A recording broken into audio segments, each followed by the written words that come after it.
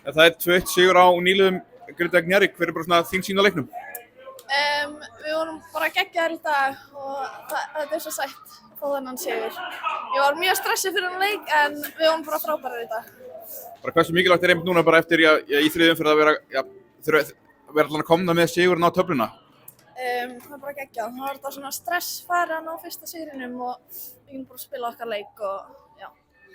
Hvað fannst þú svona skilja á milli liðanna inn í kvöld?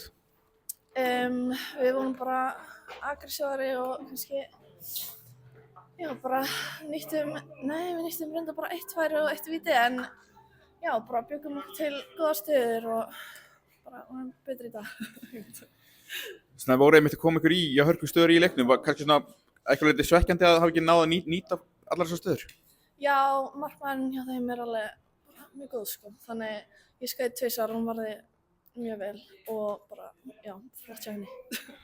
Og svona bara horfðir fram á veginn, svona alltaf fyrstu síðan komin þannig að núna allt stress farið, þannig að myndir þú segja kannski svona, núna kannski, já, má byrja mótið að krafti?